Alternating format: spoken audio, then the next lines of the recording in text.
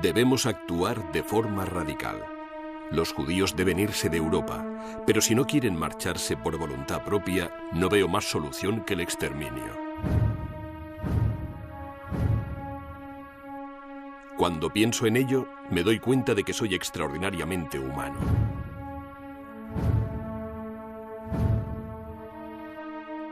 Hace mucho que terminó la Segunda Guerra Mundial, pero el mundo de pesadilla de Adolf Hitler aún representa el mal extremo. Su legado fueron 40 millones de muertes, incluyendo el intento de aniquilación de toda una raza.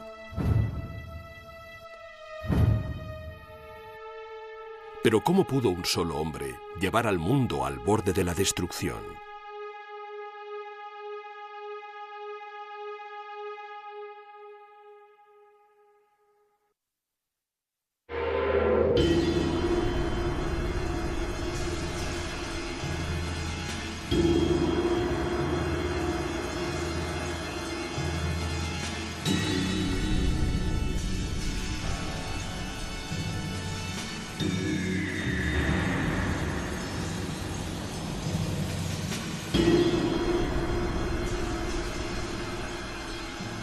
Historia de Hitler. Primera parte.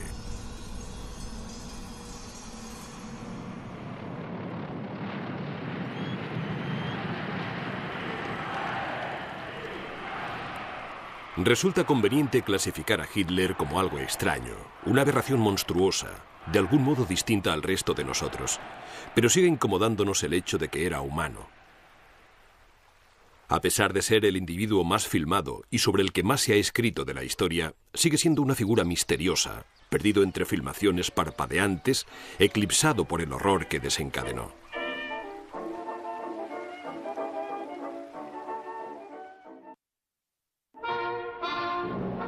Idolatrado y adorado por millones de personas, Hitler inspiraba una lealtad inquebrantable.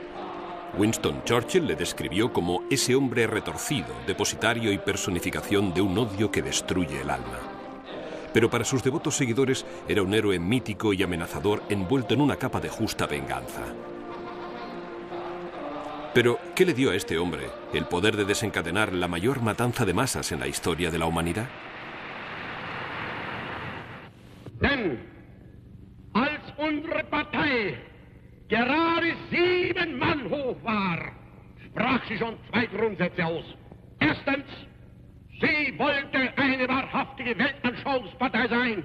Und zweitens, sie wollte daher kompromisslos die einzige Macht und alleinige Macht in Deutschland.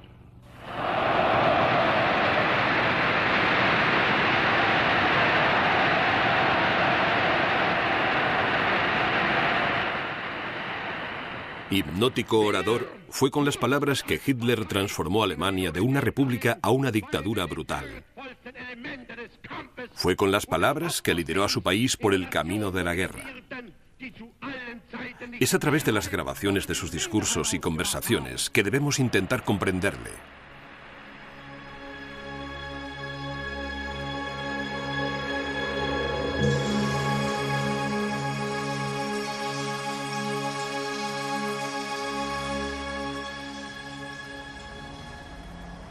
Hitler nació en el pequeño pueblo de Braunau, justo en la frontera austríaca con Alemania, el 20 de abril de 1889.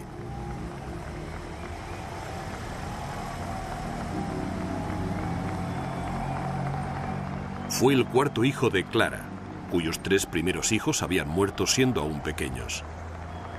En consecuencia, la madre de Hitler se entregó plenamente a él, colmándole de cuidados y atenciones.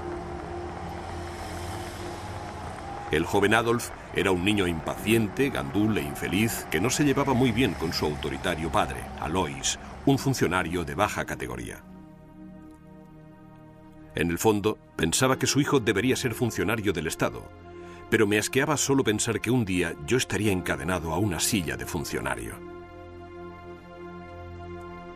Yo solía decirle a mi padre, «Padre, piensa que...» y me interrumpía de inmediato. «Hijo, no necesito pensar, soy funcionario».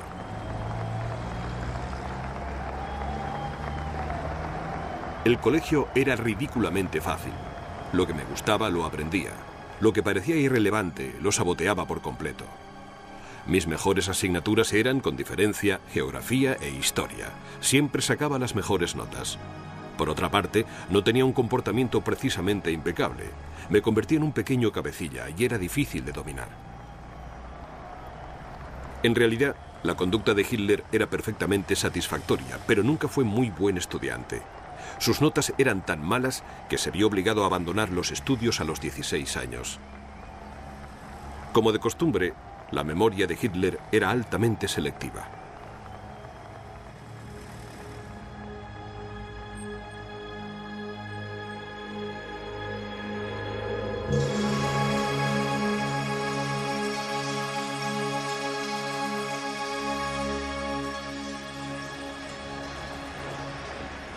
Contradiciendo los deseos de su padre, Hitler insistió en convertirse en artista. Cuando su padre murió en 1905, su indulgente madre le permitió trasladarse a Viena para intentar ingresar en la Academia Nacional de Arte.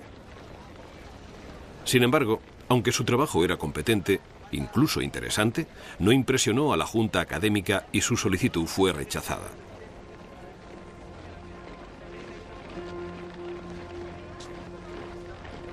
Para mí, Viena representa 5 años de dureza y miseria. Años en los que me vi obligado a ganarme la vida, primero como peón y después como pintor. No tenía más amigos que la preocupación y el hambre insaciable. A pesar del dudoso entorno que me rodeaba, siempre conservé mi buen nombre.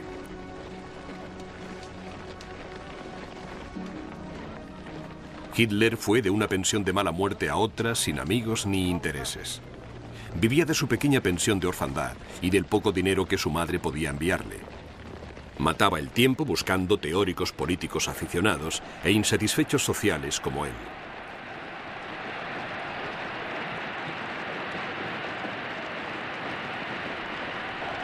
Se volvió intolerante.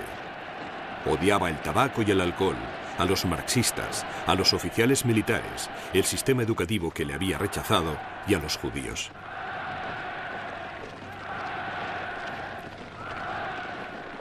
No topé con la palabra judío con demasiada frecuencia hasta que fue en conexión con discusiones políticas.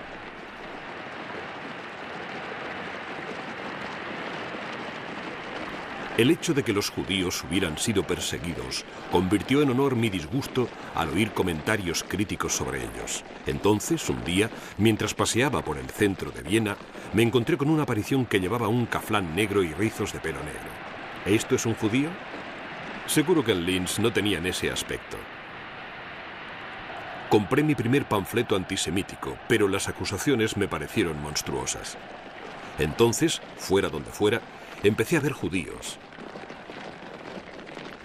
Y cuanto más les veía, más se diferenciaban del resto de la humanidad. Mis ideas con respecto al antisemitismo sufrieron la mayor transformación de todas. Ya no evitaba las discusiones sobre la cuestión judía, ahora las buscaba. Gradualmente empecé a odiarles. Había dejado de ser un cosmopolita de carácter débil y me convertí en antisemita. Había venido a Viena para observar 3 problemas importantes: la cuestión social, el problema racial y, finalmente, el movimiento marxista. Dejé Viena siendo un antisemita convencido, un enemigo mortal del marxismo y políticamente pro-alemán. Desde entonces he tenido que aprender muy poco y no he cambiado en nada. Según sus propias palabras, a la edad de 23 años, Hitler ya había aprendido todo lo que le haría falta saber.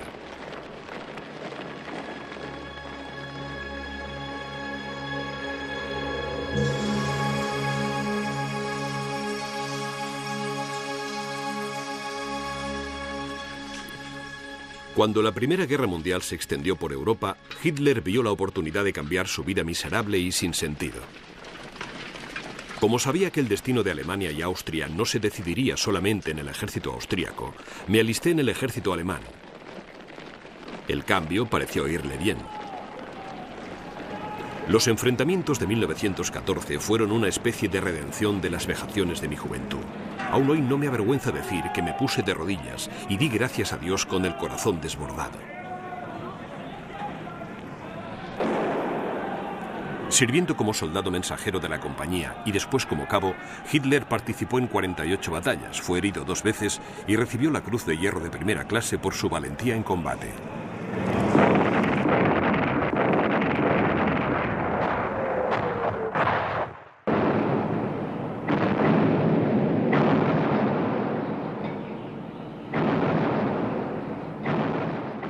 Sin embargo, Hitler no hizo ningún amigo. Meditando en las trincheras, tenía ataques de furia y declamaba a sus compañeros soldados sobre comunistas y judíos.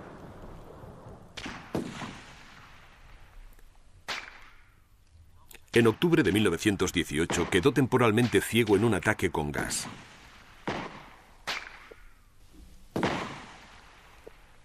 Un mes más tarde, mientras yacía convaleciente en una oscura habitación de hospital, una oscuridad más profunda se apoderó de Alemania.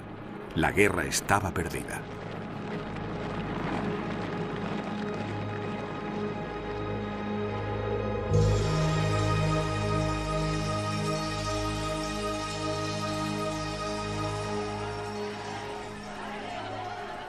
Al término de la guerra, muchas de las grandes monarquías europeas se desintegraron. En su lugar llegó la anarquía, el hundimiento del ejército y la desintegración social. Alemania estaba al límite. Franjas de sus territorios fronterizos eran confiscadas por potencias extranjeras. El país había sido despojado de su ejército y se hundía en las deudas de guerra. Comunistas, monárquicos y desempleados salieron a las calles. Alemania se estaba sumergiendo en la anarquía. Hitler, que técnicamente aún formaba parte del ejército, fue asignado para espiar a los grupos más disidentes. Uno de estos grupos, que se hacía llamar Partido Obrero Alemán, tenía solo 25 miembros, pero llamó su atención. Esta pequeña y absurda organización, con escasos miembros, parecía contar con la ventaja de dar una oportunidad al individuo para realizar verdaderas actividades personales. Cuanto más pequeño era un movimiento, más fácil sería ponerlo a punto. Hitler se unió a este grupo y en menos de 6 meses se convirtió en su principal portavoz y su don natural para hablar en público atrajo cada vez a más gente. A principios de 1920 ya atraía a 1 millar de personas. Al cabo de un año, Hitler ya se había impuesto como presidente del grupo y le había cambiado el nombre por el Partido Nacional Socialista Obrero Alemán, o NSDAP, más conocido como nazi. También adoptó la svástica como emblema del partido. Recuerdo en 1923 la primera vez que hablé en un local con capacidad para más de 2000 personas. Les dije: en las masas hay una gran energía aletargada y solo espera al hombre que la despierte de su sueño y la lleve a la gran batalla para el destino de la raza alemana. Pocos meses después, la economía alemana finalmente se hundió. La inflación subió vertiginosamente. Era más barato quemar el dinero que comprar leña.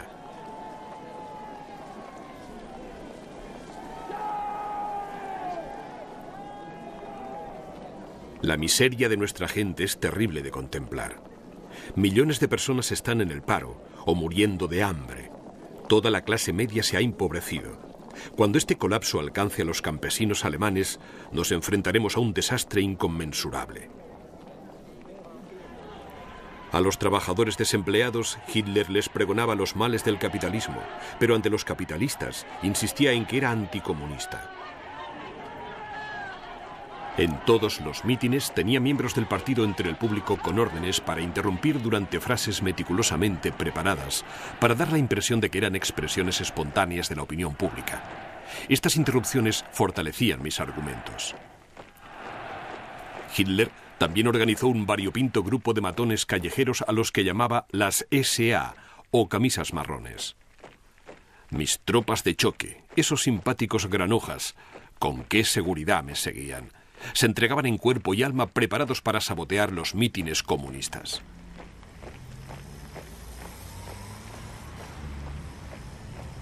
Les ordené que trataran a nuestros oponentes con dureza y les echaran de nuestros mítines.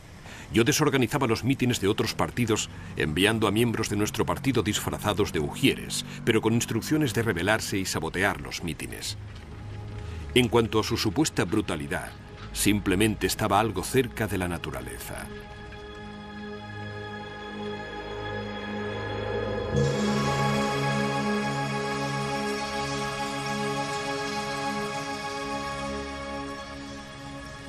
A lo largo de los siglos, la fuerza y el poder han sido factores determinantes.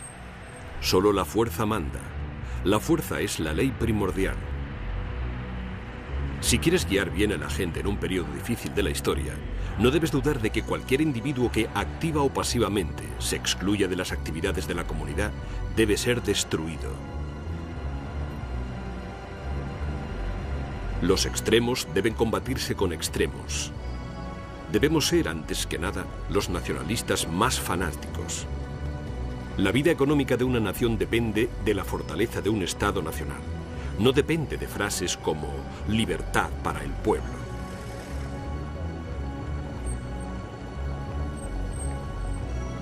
No tenemos escrúpulos, nada de dudas burguesas. Me ven como un bárbaro ignorante. Sí, somos bárbaros. Queremos ser bárbaros. Es un título honorable. En 1923, Hitler y sus bárbaros finalmente vieron la posibilidad de ejercitar su creciente brazo político. 3.000 miembros del partido nazi salieron a las calles de Múnich en un intento de derrocar al gobierno bávaro. Creían que la policía cooperaría, pero en vez de eso, dispararon contra los nazis y mataron a 16. 3 días más tarde, Adolf Hitler, de 34 años, fue arrestado y acusado de traición. Sentenciado a 5 años de cárcel, Hitler pasó el tiempo dictando sus memorias a su leal acólito Rudolf Hess. Mein Kampf, o Mi lucha, era una larga e inconexa diatriba contra los objetivos favoritos de Hitler: judíos, extranjeros de todas clases y comunistas. Hitler solo estuvo encerrado 11 meses, pero a él le bastó para cambiar de opinión en cuanto a política revolucionaria. En lugar de trabajar para llegar al poder mediante un golpe armado, tendremos que respirar hondo y entrar en el gobierno. Si ganarles en votos tarda más que ganarles a tiros, por lo menos el resultado estará avalado por su propia constitución. Tarde o temprano obtendremos la mayoría y cuando ocurra, Alemania será nuestra.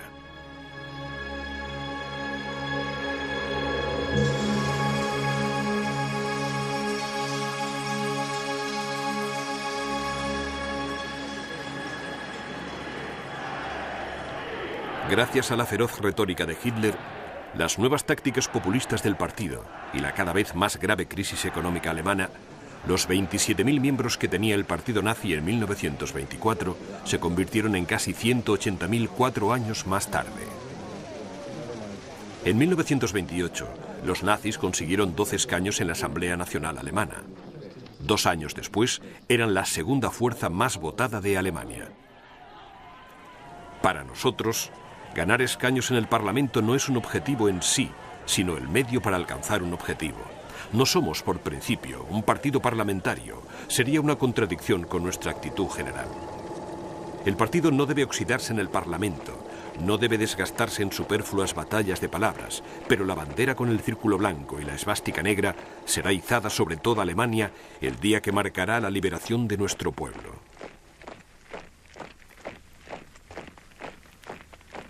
En las elecciones presidenciales de 1932, Hitler se presentó contra el anciano presidente alemán y héroe de la Primera Guerra Mundial, el capitán general von Hindenburg. De una forma o de otra, si las elecciones no son decisivas, la decisión debe tomarse por otros medios. Hitler no fue elegido presidente, pero a estas alturas el partido nazi se había convertido en el más grande de Alemania. Pero Hitler no tenía ninguna intención de cooperar con otros partidos políticos.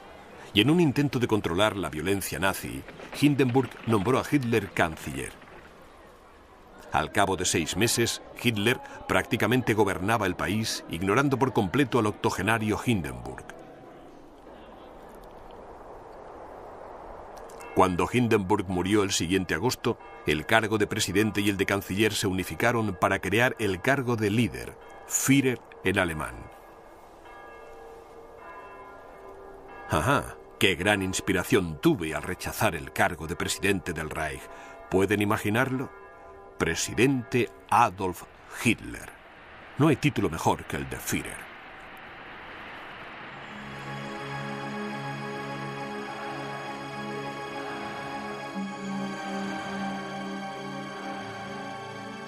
Ahora, si alguien intenta imponerme condiciones, le diré: espera y verás las condiciones que te impongo yo a ti.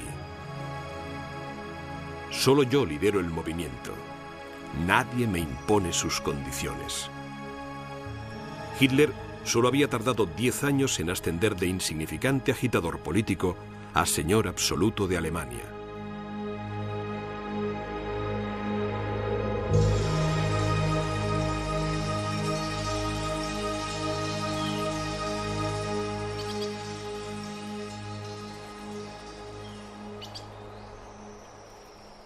A pesar de su habilidad para dominar a las masas, Adolf Hitler se sentía incómodo entre la gente y nunca fue capaz de mantener amistades duraderas. Para muchos parecía que el Führer solo se sentía seguro tras un podio.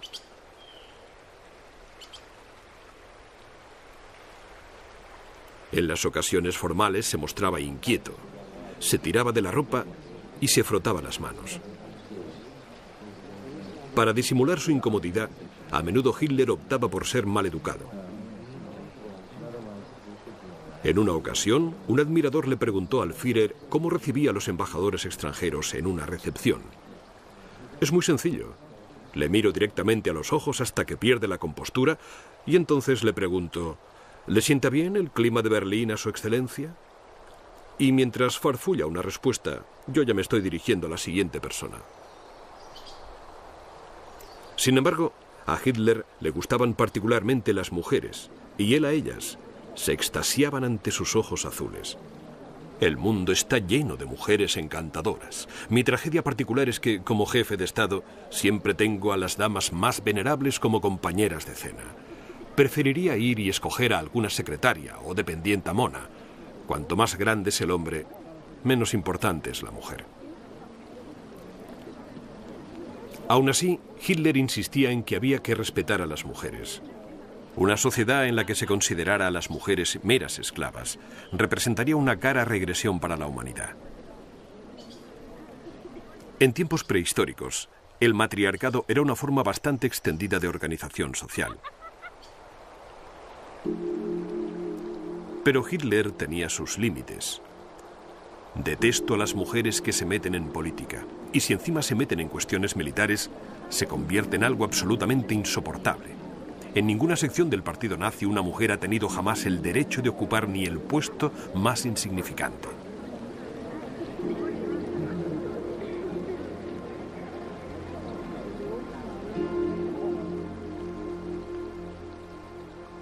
El objetivo de una chica debería ser el matrimonio. La naturaleza quiere que una mujer sea fértil. A muchas mujeres se les va un poco la cabeza si no pueden tener hijos. Es 1000 veces mejor que tenga hijos y, por lo tanto, una razón para existir.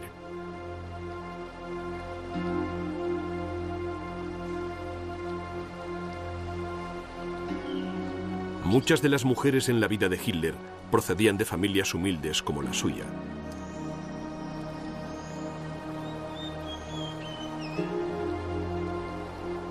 La única compañera a largo plazo de Hitler fue Eva Braun. Era una joven y bella dependienta que le acompañaría con devoción hasta el final, cuando se convirtió en su esposa.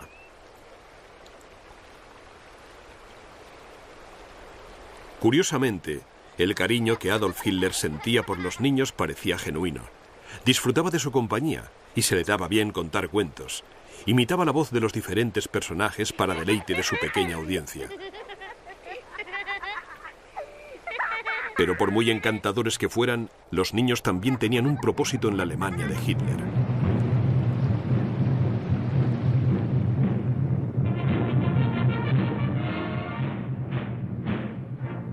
Las Juventudes Hitlerianas era una organización creada a imitación del movimiento Scout. Pero las juventudes hitlerianas aprendían a lanzar granadas de mano y jurar lealtad incondicional al Führer y al partido nazi. Me satisface mucho ver cómo ayudamos a la juventud de Alemania a crear unos lazos aún más fuertes con el nacionalsocialismo y el pensamiento alemán.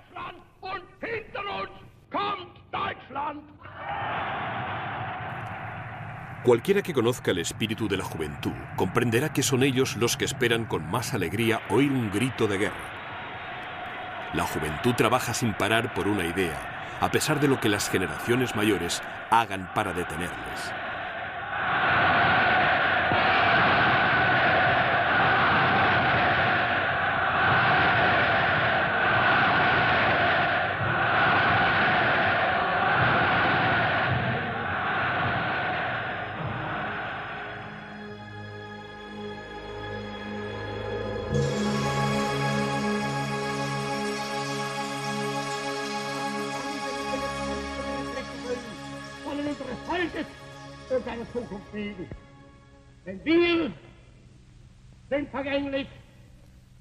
Con su dura y áspera voz y su don para el dramatismo, Hitler conseguía ejercer un efecto casi hipnótico sobre vastas multitudes.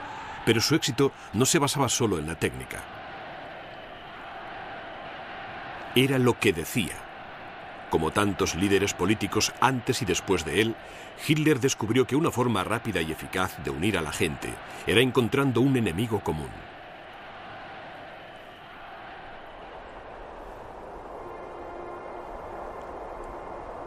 La función de la propaganda no consiste en sopesar los derechos de otras personas. Su labor es la de servir a nuestros propios derechos siempre y con decisión. La genialidad de un líder debe otorgarle la capacidad de hacer que parezca que distintos oponentes pertenezcan a una misma categoría. Las mejoras de cualquier tipo deben completarse obligatoriamente con una lucha contra alguna casta o clase social. Mi objetivo es provocar agitaciones revolucionarias, sin tener en cuenta los métodos que tenga que utilizar para conseguirlo. Con esto en mente, debía encontrar el tipo de víctima adecuado. Analicé todas las soluciones posibles y llegué a la conclusión de que una campaña contra los judíos sería tan popular como exitosa. Están completamente indefensos y nadie se molestará en protegerles. Auch nur einer von uns atmen kann, wird diese Bewegung seine Kräfte leihen und für sie eintreten, so wie in den Jahren, die hinter uns liegen. Dann wird vor Trommel die Trommel kommen, zur Fahne die Fahne, dann wird zur Gruppe die Gruppe stoßen, zum Gau der Gau und dann wird endlich diese gewaltige Kolonne der geeinten Nation nachfolgen, das früher zerrissene Volk.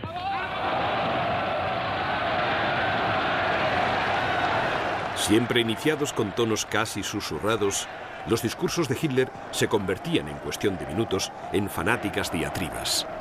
Inevitablemente, cuando llegaba a ese punto, miembros de la audiencia empezaban a desmayarse. Hitler estaba más que satisfecho con los resultados y despreciaba a las masas como si fueran ovejas o ganado que se dejaban guiar ciegamente. Toda la propaganda debe ser popular y su nivel intelectual debe ajustarse a la inteligencia más limitada. En consecuencia, cuanto mayor sea la masa a la que hay que llegar, más bajo deberá ser el nivel intelectual de la propaganda. La propaganda debe evitar exigir un esfuerzo intelectual del público. La gente necesita un miedo saludable. Quieren algo que temer. Quieren que alguien les asuste y les vuelva terriblemente sumisos. El terror es algo absolutamente indispensable para fundar una nueva potencia.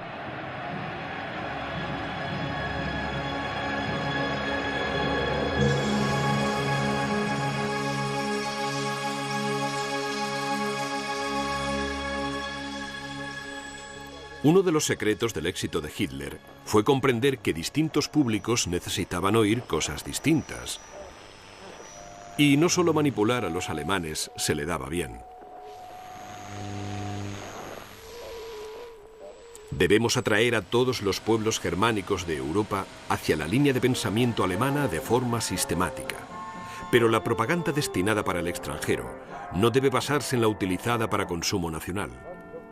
Las emisiones a Gran Bretaña, por ejemplo, deben contener mucha música de la que sea popular entre los británicos. Así se acostumbrarán a oírla cada vez más. Como dice el viejo refrán, pequeñas gotas de agua acabarán desgastando la piedra. Durante los primeros años de la dictadura, la imagen que Hitler proyectaba al mundo fuera de Alemania era la de un hombre razonable que luchaba por reconstruir su malogrado país.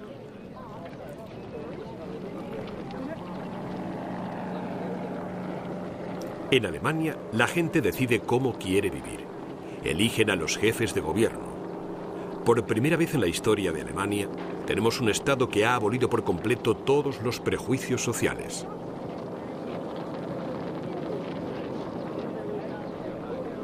Afirmo definitivamente que las minorías que viven en Alemania no son objeto de persecución.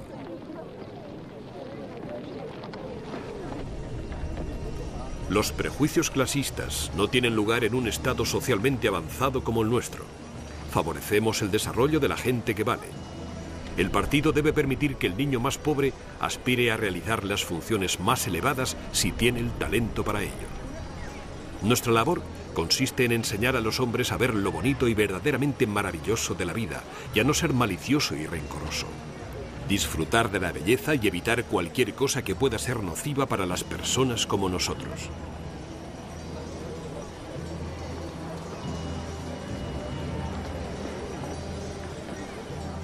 Hitler le dijo al mundo exactamente lo que éste quería oír. No quiero imponer el nacionalsocialismo a nadie a la fuerza. Si sé que algún país quiere seguir siendo una democracia, pues bien, debe seguir siendo una democracia cueste lo que cueste.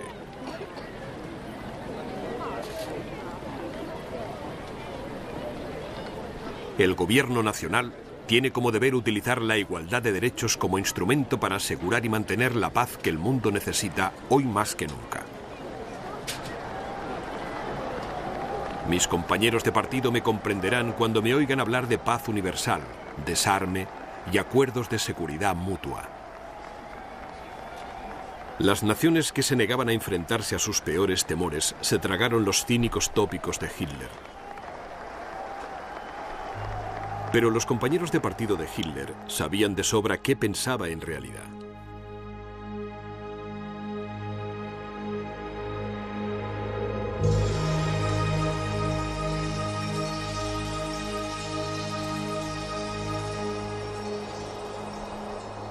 Según los norteamericanos, Norteamérica tiene lo mejor, lo más grande y lo más eficiente de todo el mundo. Tiene el cerebro de una gallina. Bueno, la desilusión será aún mayor cuando su castillo de cartas se venga abajo. Los británicos no conocen el concepto de caballerosidad en la guerra. Son realistas, no tienen escrúpulos y son fríos como el hielo. Los alemanes siempre se ven limitados por sus escrúpulos morales. Los actuales mandatarios de Rusia son criminales comunes. La escoria de la humanidad que ha quitado de en medio a miles de personas por su salvaje sed de sangre. No olvidemos que el judío internacional domina Rusia por completo. Aún así, a su manera, Stalin es un gran tipo.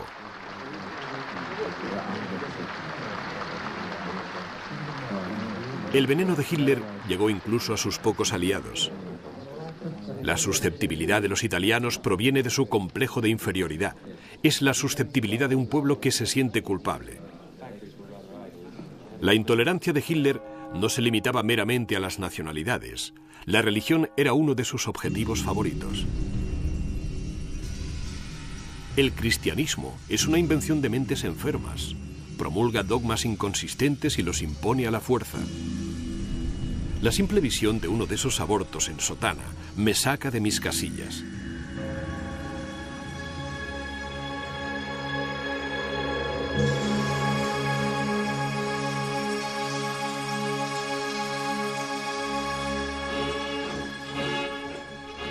Para Hitler, el pueblo alemán era especial. El pueblo alemán ha hecho de la ley moral el principio básico de toda acción. Nosotros, los alemanes, tenemos ese maravilloso sentido del deber del que otros carecen. Los alemanes son la especie superior de la humanidad en la Tierra. Hitler juró a su gente que haría de su nación el eje de Europa. El pueblo germánico debe ser el núcleo alrededor del cual toda Europa se federará. Cuando hayamos organizado Europa adecuadamente, quién sabe, quizá un día seamos capaces de satisfacer otras ambiciones.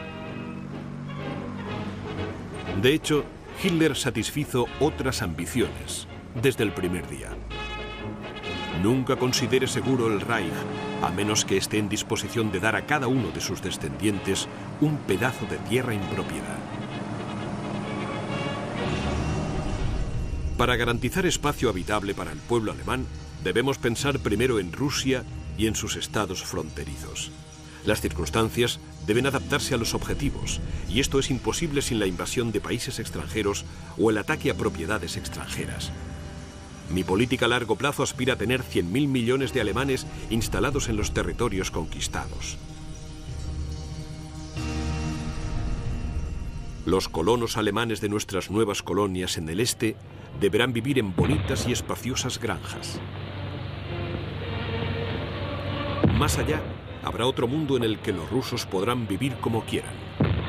Prohíbo absolutamente la organización de cualquier tipo de higiene o limpieza en dichos territorios. Nada de vacunas ni jabón para limpiarse la porquería. Eso solo implicaría un aumento de la población local. Pero que tengan todo el vodka y el tabaco que quieran.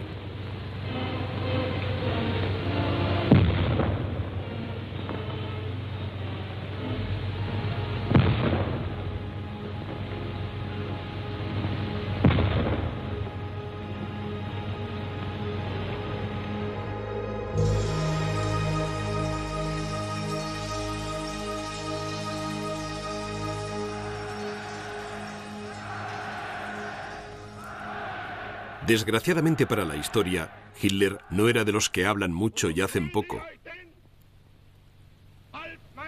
En cuanto llegó al poder, convirtió sus palabras en acciones y el mundo cambió para siempre. Alemania solo puede salvarse con la acción. Un gobierno necesita poder, necesita fuerza. Debe imponer las ideas que considera correctas con mano de hierro.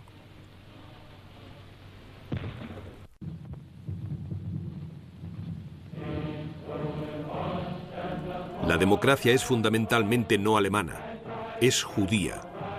Esta democracia judía, con sus decisiones de la mayoría, siempre ha sido un medio para la destrucción del liderazgo ario. Las restricciones de la libertad personal, como el derecho de libre expresión y el de reunión, son permisibles más allá de límites legales. La naturaleza es cruel y por lo tanto nosotros tenemos el derecho de ser crueles.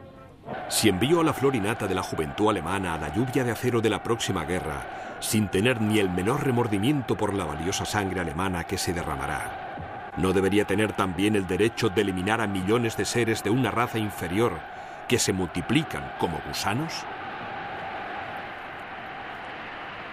En 1933, en cuanto fue nombrado canciller, Hitler empezó a eliminar los derechos individuales. A los judíos se les negó todo papel en la vida política. Se les arrebató su ciudadanía y se les negó el derecho de hacer negocios o tener un trabajo. No tiene nada que ver con si el individuo judío es decente o no.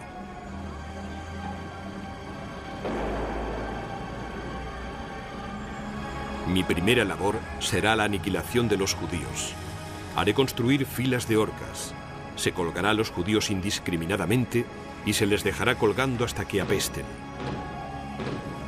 En cuanto se les descuelgue, se colgará al siguiente grupo hasta exterminar hasta el último judío.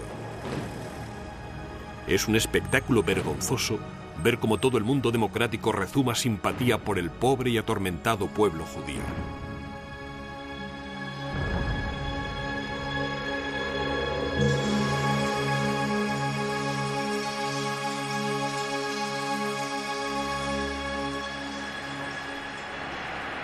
Si Hitler quería tener alguna oportunidad de desafiar al mundo y crear el Tercer Reich que su amada Alemania merecía, Primero iba a tener que reflotar la economía y después conseguir el rearme. Ninguna política económica es posible sin la espada. No hay industrialización sin poder. Nosotros ya no empuñamos ninguna espada, así que, ¿cómo podemos tener una política económica de éxito? Por mucho que odiara a otros países, no dudaba en ponerlos como ejemplo de lo que Alemania podía llegar a ser.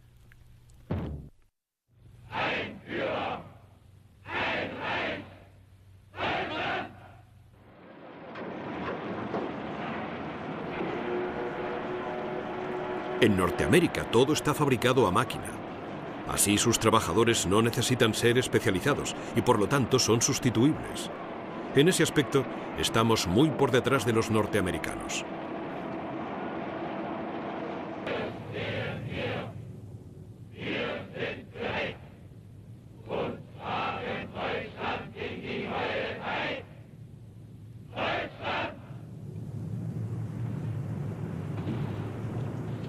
Para ayudar a Alemania a salir de la depresión y demostrar su interés por el pueblo alemán, Hitler inició un enorme proyecto de obras públicas para construir 2.500 kilómetros de carreteras nuevas y un plan para proporcionar automóviles económicos. El primer automóvil alemán de este tipo sería el Volkswagen, sería el coche del futuro.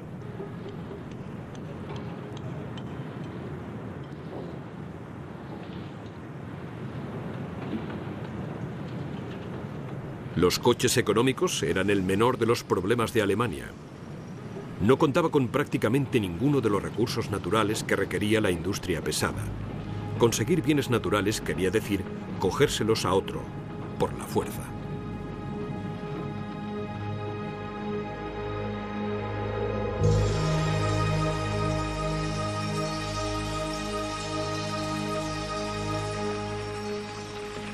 Originariamente, la guerra era una lucha para conseguir tierras de pasto. Ahora es una lucha por las riquezas de la naturaleza. En virtud de las leyes de la naturaleza, esas riquezas pertenecen al que las conquista.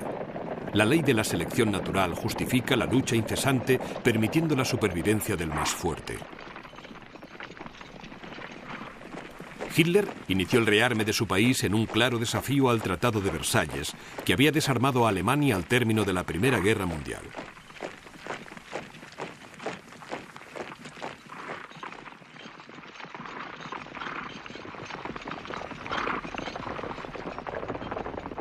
En 1934, el ejército alemán contaba con 100.000 hombres, ningún tanque, ningún avión y muy poca artillería. Al cabo de 5 años, Hitler había pasado de 8 divisiones a 38, con un total de más de 4 millones de hombres. Hitler exageraba constantemente el potencial militar de Alemania como si desafiara a los demás a que le detuvieran. Lo que el mundo no quiere ver hoy, no podrá ignorarlo dentro de un año.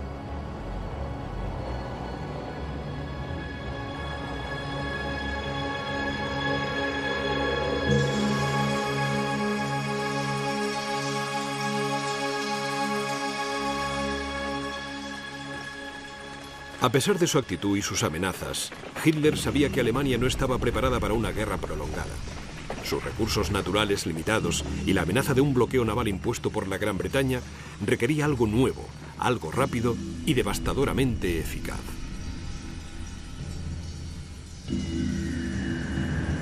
En una guerra, el soldado que consigue los mayores éxitos es el que tiene los medios técnicos más modernos a su disposición, no solamente en la batalla, sino también en el campo de las comunicaciones y del abastecimiento. Lo importante es contar con una superioridad técnica en todos los ámbitos.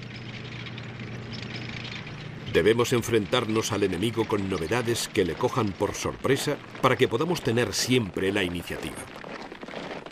Este nuevo ejército, altamente móvil y tecnológicamente avanzado, se enfrentaría al enemigo en una serie de ataques rápidos y duros pensados para coger a la oposición con la guardia baja y hacer que continuara así.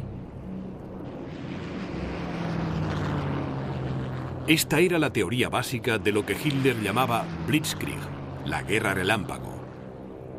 Y si funcionó la primera vez, Hitler no veía por qué no podía seguir funcionando indefinidamente.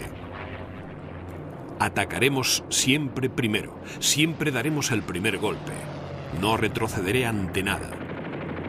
Nada me impedirá que saque provecho de toda ventaja. La próxima guerra será increíblemente sangrienta y cruda. No habrá distinción entre combatientes militares y civiles.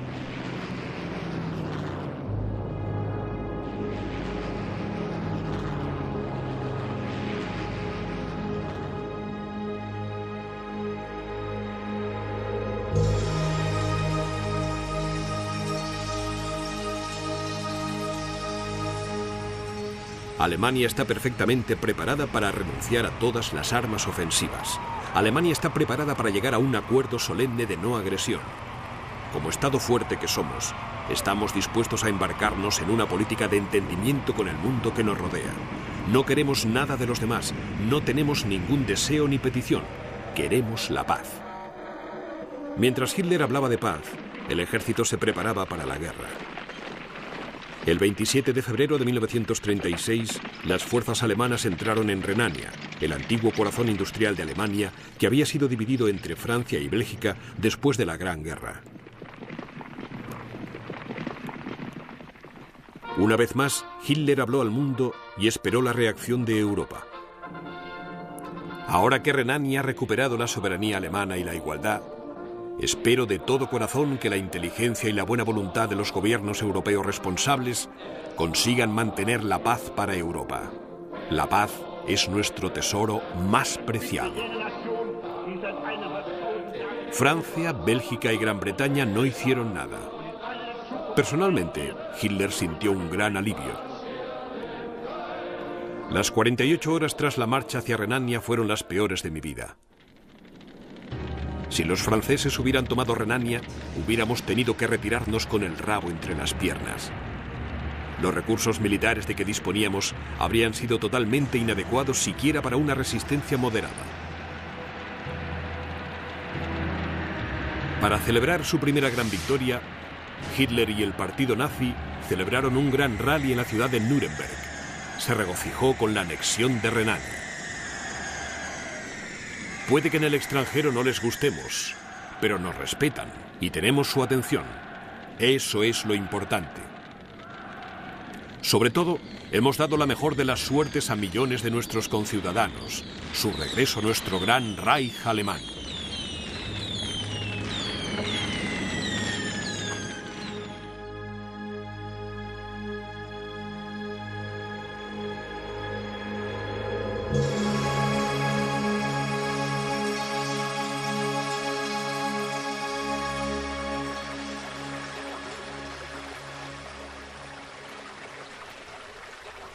Ahora Hitler centró su atención en su tierra natal, las ruinas del Imperio Austrohúngaro. A la deriva desde la caída del Imperio en 1918, Austria era de cultura y lenguaje básicamente alemanes. La Austria alemana debe retornar a la gran madre patria alemana. No por cuestiones económicas, sino porque una sola sangre debe tener un solo Reich. Unos cuantos asesinatos metódicamente planeados, una intensa presión política y algunas amenazas a duras penas disimuladas ayudaron a convencer al gobierno austríaco de que debería rendirse ante Alemania.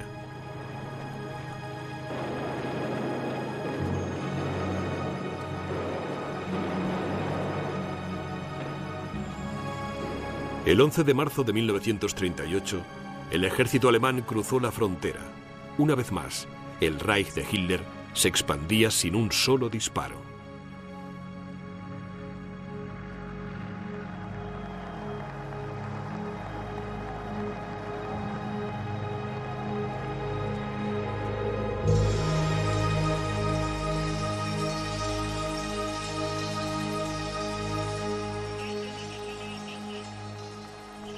Contando con que prácticamente ninguna agresión haría reaccionar a Gran Bretaña y Francia, Hitler inició la agitación pública para su siguiente conquista, los Sudetes. 109.000 kilómetros cuadrados de antiguo territorio alemán cedido a Checoslovaquia al término de la Primera Guerra Mundial. Una vez solucionado el problema de los Sudetes, será el último territorio que le reclamo a Europa. Espero que dentro de unos días se haya solucionado el problema y habremos ocupado todas las zonas que nos pertenecen, y así se dará por zanjada una de las crisis más importantes de Europa.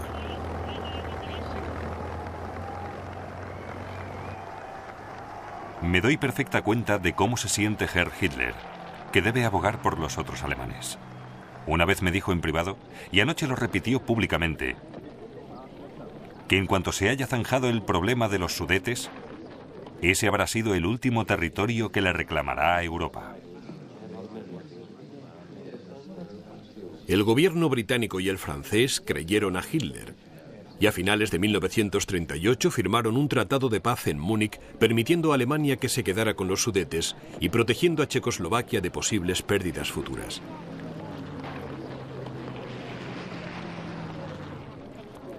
Mientras toda Europa celebraba lo que el primer ministro británico llamó la paz de nuestro tiempo, Hitler se sinceraba con sus allegados. He tomado la decisión irrevocable de aplastar a Checoslovaquia con una acción militar en un futuro próximo. Los checos son inferiores. Basta con que un checo se deje crecer el bigote para que sea evidente para cualquiera que vea cómo le crece que son de origen mongol. Pero Hitler era cauteloso. Solo emprenderé acciones contra Checoslovaquia si estoy convencido de que Francia y por lo tanto Inglaterra no intervendrá. En marzo de 1939, solo 13 meses después de que Alemania se anexionara el primero de sus territorios perdidos, una Checoslovaquia aterrorizada se rindió a los nazis sin emprender ninguna acción militar. El anuncio público de Hitler fue breve y directo al grano. Checoslovaquia ha dejado de existir.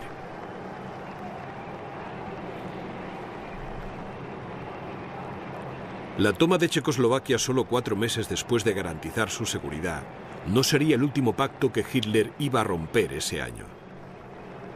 Embriagado por el éxito y la negativa de los aliados de Checoslovaquia de acudir en su ayuda, Hitler fijó de inmediato su atención en la vecina Polonia, con la que había firmado un tratado de no agresión hacía 5 años. Pero desde mucho antes de firmar este tratado con Polonia, Hitler profesaba un odio ciego hacia los polacos. Los polacos han nacido especialmente para el trabajo duro.